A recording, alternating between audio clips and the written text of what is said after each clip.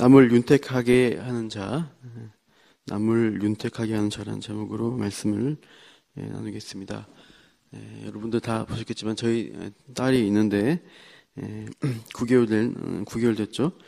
그 딸의 이름을 무엇으로 지을까 이제 많이 고민을 했었습니다. 부르기도 좋고 뜻도 좋고 또 이제 오빠인 단우랑도 이렇게 어울리는 이름이 뭘까 이제 고민을 했죠. 그래서 내린 게 이제 다윤이라는 이름을 지었습니다. 단우 다윤은 좀 비슷하죠. 그래서 이름도 같은 듯 다른 그런 이름을 지었고 발음도 괜찮은 것 같아요. 거기 나온 윤자가 바로 윤택할 윤자입니다. 그래서 많은 사람을 윤택하게 하라 이런 의미로 이제 이름을 이렇게 의미를 이렇게 부여했습니다. 오늘 본문 25절이 그런 다윤의 이름을 잘 담고 있다는 생각이 들어요. 그래서 오늘 본문의 맥락도 그 25절에 잘 나타나 있어서 25절을 중심으로 말씀을 나누고자 합니다. 25절을 한번 읽어보겠습니다. 시작. 구제를 좋아하는 자는 될 것이요 남을 윤택하게 하는 자는 자기도 윤택하게 되리라 하시리라. 남에게 베풀고 이웃의 필요를 채워주고 이제 그런 도와준 사람에게 자기의 윤택함을 이렇게 나눠서 줄어드는 것이 아니라 오히려 더욱 윤택해질 것이다 이렇게 말씀하시고 있습니다. 그런 맥락들이 오늘 본문에 보이는데 16절에 보시면 유덕한 여자가 존영을 얻는다고 하고 있습니다. 그래서 유덕하다는 것은 호의를 얻는다, 궁휼히 여기다, 은혜를 베풀다라는 언어의 뜻이 있어요. 그래서 영어로는 이게 그레이스 우먼이라고 이렇게 번역이 되어 있습니다. 은혜를 베풀 줄 아는 여자다 이런 뜻이에요. 그렇게 이렇게 나눠줄 수 있는 여자가 존경과 영광을 얻게 될 것이다. 17절에 보시면 인자한 자가 나옵니다. 그 사람은 자기 영혼을 이롭게 한다고 합니다. 그래서 인자라는 단어가 원어로는 헤세드입니다. 하나님의 약속의 근거에서 베푸는 은혜, 그런 사랑과 자비를 의미하고 있어요.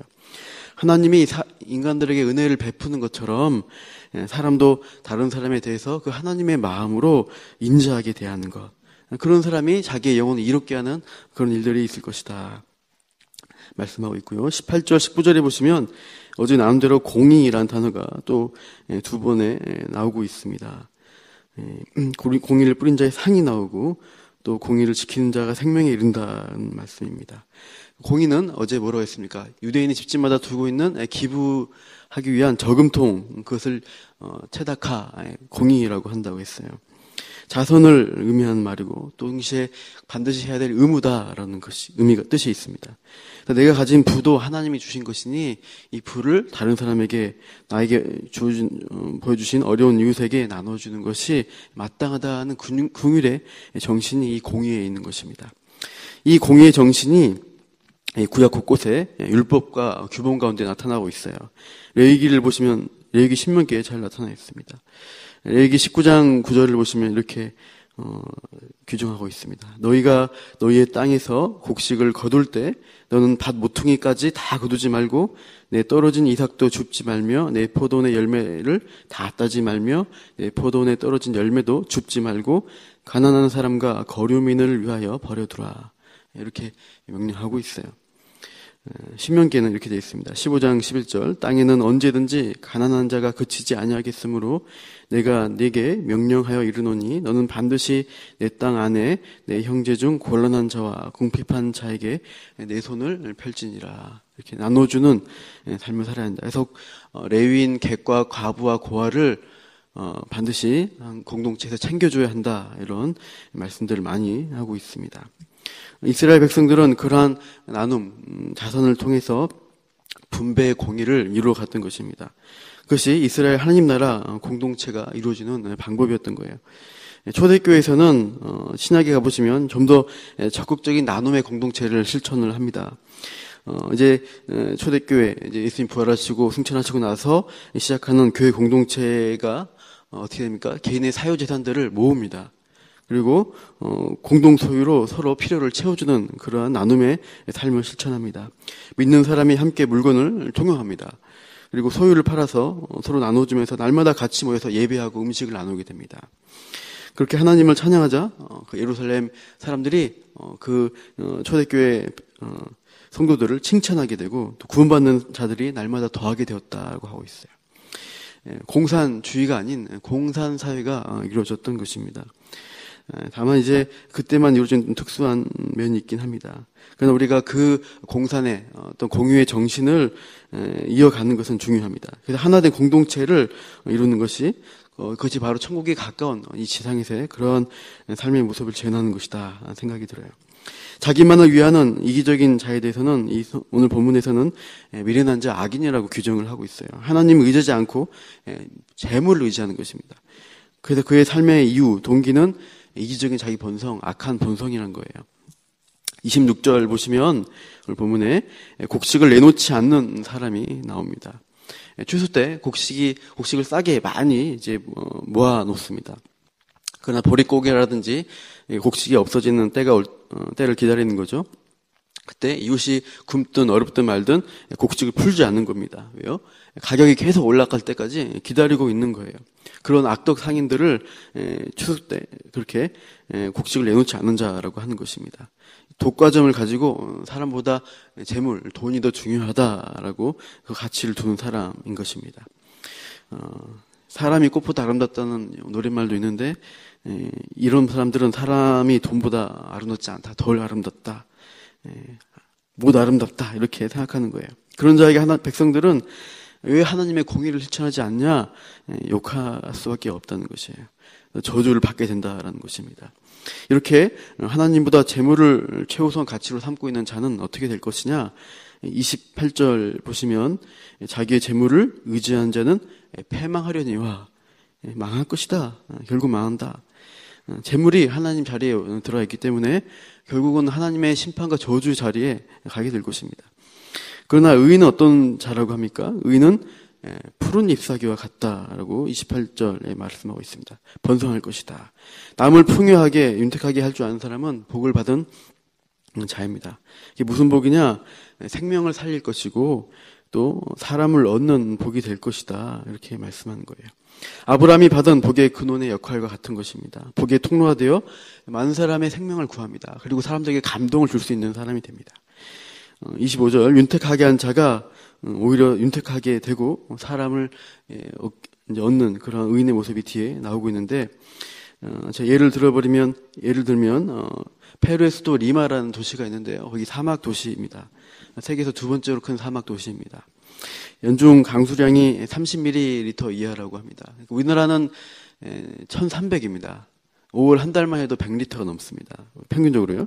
근데 1년 강수량이 30ml 이하니까 참으로 물이 부족한 나라입니다. 그래서 우물을 파서 이제 물을 깃는데 그나마 물이 마르면은 그게 또 이제 오염되고 하면은 먹기가 힘든 겁니다. 그래서 참 사람들이 고통을 겪고 있어요. 그래서 이 지역에 유택이라는 대학이 있는데 그 대학이 이제 날마다 입학생이 줄어드는 사태에 있어서 어떻게 하면 대학 입학 지원자를 모집할까 이 리마라는 도시에 있는 공과 대학에서 이렇게 광고판을 만들기로 합니다. 그럴 때 이 지역에 필요한 물 부족에 대해서 우리가 이 광고판을 통해서 할 수 있는 일이 뭘까 연구를 해서 그 광고판에 물이 나오는 광고판을 만들기로 합니다. 그래서 공기 중에는 수증기가 상당히 높아요. 그 지역이. 그래서 98% 정도 있다고 해서 공기 중에 수분을 채집하는 그런 장치들을 광고판에 설치를 합니다. 그리고 그 기둥, 그 채집해서 물이 내려가서 고이도록 해서 민 아래 수도꼭지를 만들어서 누구나 물을 들어서 마시거나 쓸 수 있도록 해놓았습니다. 그래서 완전히 깨끗한 청정수가 그 광고판을 통해서 만들어지고 지역민들이 와서 마시고 이렇게 씻고 할 수 있도록 해놓았습니다. 하루에 100리터 정도 물이 나왔습니다. 그래서 이 광고를 통해서 사람들이 이렇게 즐거워하는 모습들이 이렇게 영상으로 올라가고 이제 사람들이 많이 알게 되죠. 이 광고판을 보고 대학 지원자들이 38% 정도 늘어났다는 것이에요. 광고판을 본 것이 아니라 그 대학이 하는 가치, 애들에 대한 꿈과 아이디어를 제공하는 것을 보면서 지원자들이 많이 왔다고 합니다. 탈무드에 보면 촛불은 아무리 나누어도 줄어들지 않는다. 처음 빛이 약해지지 않는다고 나눔을 격려하고 있습니다. 나눌수록 커지는 가치들이 있다는 거예요. 루마니아의 어느 도시 벽에 광고들이 있는데 그 이제 루마니아에 이제 벽들이 있습니다. 거기 보면은 이제 막 사람들이 그림을 그려놨는데 할렘가처럼 막 욕들을 써놓고 사람들 뭐 집시나 유태인들을 비방하는 그러한 심한 욕들을 비속어들을 남겨놨습니다. 그래서 아이들을 둔 부모들이 걱정하는 거예요. 이 낙서들을 보고 아이들이 잘못된 말을 많이 배울 것 같다. 또 편견의 그런 생각들을 가지면 어떡하냐 걱정을 합니다. 그런데 어느 날인가 그 낙서들이 싹 지워져 버린 일이 있었어요. 바로 어느 세제 회사가 그 낙서들을 지우기 위한 일들을 한 것입니다. 스마트폰 앱을 이용해서 그 앱을 가지고 낙서해 있는 곳을 찍습니다. 그래서 지역 위치 전송을 해주면 세제 회사에서 청소단들이 출동을 합니다. 그곳에 그 회사의 세제를 가지고 그 낙서를 다 지웁니다. 그리고 깨끗해진 모습을 다시 앱으로 올립니다. 이런 일을 하니까 그 도시의 낙서들이 다 지워지게 돼요. 120만 유로, 한 15억 정도의 경제 효과를 이 일을 통해서 거두었다고 합니다. 그리고 그 앱은 최고 인기 있는 1위 앱이 됩니다. 그래서 그 홍보가 잘 됐죠. 그러나 숫자가 중요한 것이 아니라 이 세제회사가 잘한 것은 사람들 마음속에 있는 근심, 그런 것들을 지워준 특별한 세제로 나타난 것입니다. 루마니아의 그 거리의 벽은 깨끗해지고 아이들의 웃음소리가 더 가득해졌다는 것이 사람들이 감동을 줬습니다. 남을 윤택하게 하는 것은 그 동기는 이웃에 대한 사랑의 마음이 있느냐인 것이에요. 우리가 다른 사람의 문제를 도우려고 고민하다 보면은 가치 있는 일들이 시작이 됩니다. 그래서 그런 가치 가운데 조그만 물건일지라도 큰 가치를 갖게 됩니다.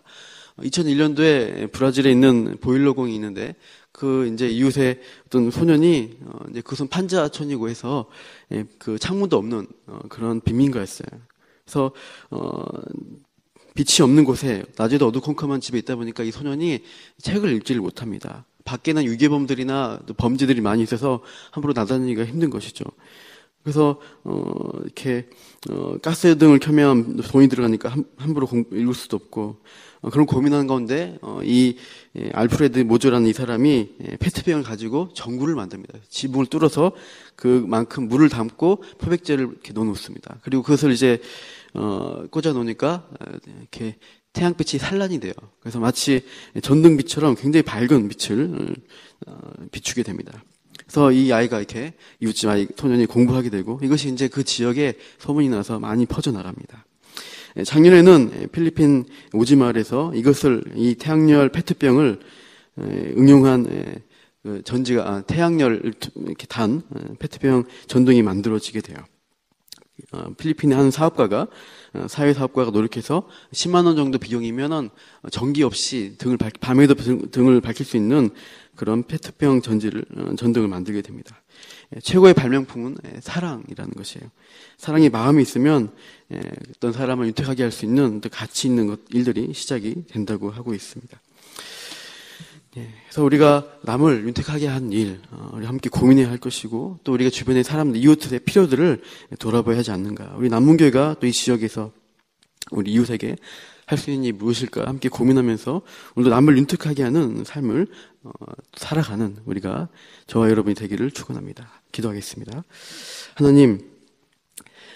하나님은 우리에게 다른 사람에 대해서 하나님의 형상으로 만든 이웃들에 대해서 함께 더불어 살고 또 나누기를 말씀하시고 있습니다. 이 윤택하게 하는 일을 통해서 우리의 몸과 영혼 또한 윤택해지는 은혜를 누리라고 말씀하십니다. 오늘도 우리가 이 땅을 살아갈 때 그 이웃에 대해서 함께 고민하고 품고 나아가는 그러한 나눔을 실천하는 하나님의 자녀로 살게 하여 주옵소서. 감사하며 예수님 이름으로 기도합니다. 아멘.